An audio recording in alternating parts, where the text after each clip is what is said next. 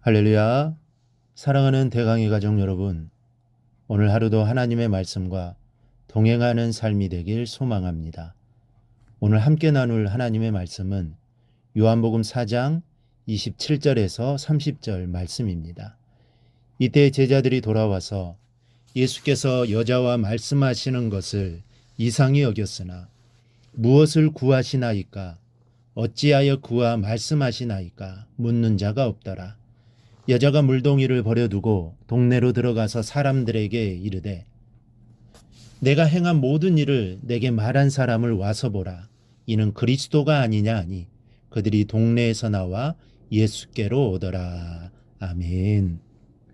우리는 계속해서 예수님과 사마리아 여인 사이에 오고 가는 대화를 살펴보고 있습니다.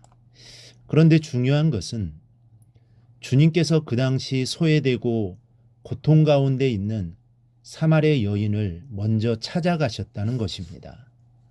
이 사실은 우리에게 큰 소망이 된다고 했습니다. 주님은 우리를 찾아오시는 분이십니다. 우리의 모든 것을 다 아시고 찾아오시고 그 문제를 해결해 주시는 분이십니다.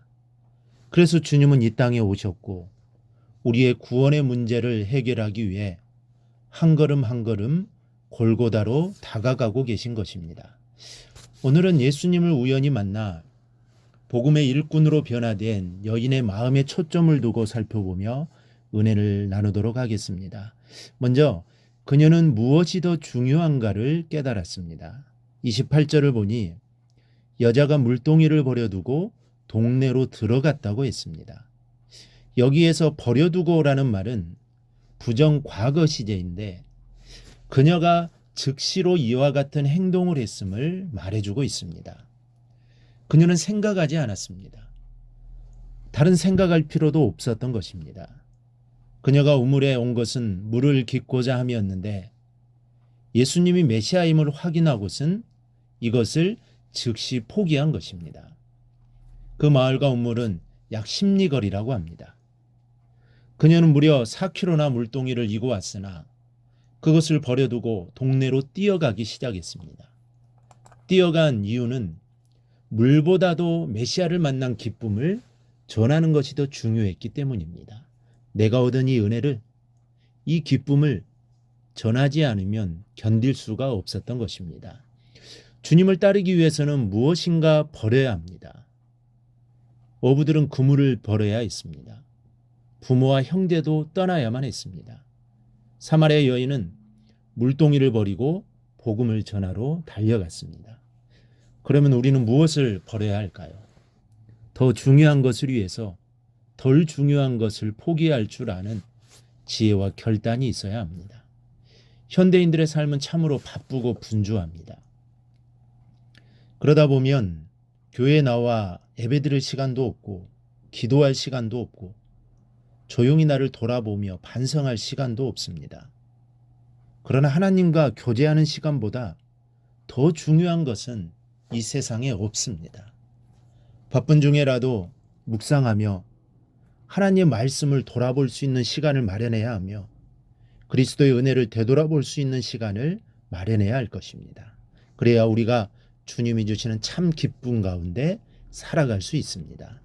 또 하나 그녀는 뻔뻔스럽게 전도한 사람이었습니다. 이 여인은 남편이 5이나 있었던 사람이요. 지금의 남편도 자기 남편이 아니었습니다. 다른 말로 하면 남의 남편을 데리고 사는 사람이라고 볼 수 있습니다. 그런 수치를 가지고 있었기 때문에 아무도 물을 길러오지 않는 뜨거운 시간을 택하여 우물가에 왔습니다. 사람들과 마주치기 싫었던 것입니다. 그런데 이 여인이 이제 동네에 들어가 큰 소리로 외치고 있습니다. 내가 행한 모든 일을 내게 말한 사람을 와서 보라. 이는 그리스도가 아니냐. 나의 수치스러운 과거를 모두 아시고 너그럽게 용서해 주신 그리스도를 와서 보라는 겁니다. 그녀는 온 동네를 휘젓고 다니면서 외쳤습니다. 남들의 따가운 시선도 아랑곳하지 않고 멸시와 천대를 감수하면서 전도한 것입니다. 아마도 그녀에게는 이런 생각이 있었을는지 모릅니다. 너희가 나를 더럽다고 해도 괜찮다. 나 같은 죄 많은 사람에게 메시아가 찾아오셨다. 너희도 가서 그분을 만나보아라. 나와 같은 기쁨을 얻을 것이다. 죄인임에도 불구하고 그녀는 뻔뻔스럽게 복음을 전했습니다. 여러분, 이것이 바로 복음입니다. 나는 자격이 없고 돌에 맞아 죽어도 마땅한 죄인이지만 용서받고 구원을 얻었으니 십자가의 사랑을 힘입어 뻔뻔스럽게 서는 것입니다. 왜냐하면 나의 모든 죄를 주님이 용서해 주셨기 때문입니다. 나는 죄가 많아서 안 돼. 나 같은 놈은 자격이 없어. 이런 생각을 버려야 합니다. 내가 받은 것에는 하나님의 은혜 외에는 그 어떤 것도 필요하지 않습니다. 내가 죄가 많아도 괜찮습니다. 내가 자격이 안 되어도 괜찮습니다. 하나님의 은혜만 있으면 됩니다. 그것이 바로 복음입니다. 그러니 우리는 용기를 내야 합니다. 그리고 오늘 사마리아 여인처럼 담대하게 복음을 전해야 합니다. 이게 바로 예수 믿은 우리의 사명입니다. 또 하나는 그녀는 예수로 인하여 기뻐합니다. 이 여인이 동네에 들어가 복음을 전함으로 많은 사람이 예수님께로 나와왔습니다. 그리고 예수님께 간청하여 이틀 동안이나 주님과 함께 기거하며 복음을 들었습니다. 41절을 보니 예수의 말씀으로 말미암아 믿는 자가 더욱 많아졌다고 했습니다. 소외되었던 사마리아 땅에 복음의 바람이 불기 시작한 것입니다. 이렇게 된 것은 전적으로 이 여인 때문이었습니다. 그녀가 없었은들 메시아를 직접 만나보고 구원의 감격을 느끼지는 못했을 겁니다. 저들이 하는 말을 보십시오. 42절을 보면 그 여자에게 말하되 이제 우리가 믿는 것은 내 말로 인함이 아니니 이는 우리가 친히 듣고 그가 참으로 세상의 구주인 줄 알미라 하였더라. 처음에는 이 여인을 통해 예수를 알게 되었지만 지금은 자신들이 진정한 구세주를 만났다고 고백하고 있습니다. 이 고백에 그 여인은 그저 예수님으로 인하여 기쁠 뿐입니다. 이보다 더 큰 기쁨이 어디에 있겠습니까? 내가 전도한 사람이 예수를 영접하고 믿음의 사람이 된 것보다 더 큰 기쁨이 어디에 있겠습니까? 오늘 이 여인은 이 사실로 인해 기뻐하고 있는 것입니다. 우리 안에도 이러한 기쁨이 충만하길 바랍니다.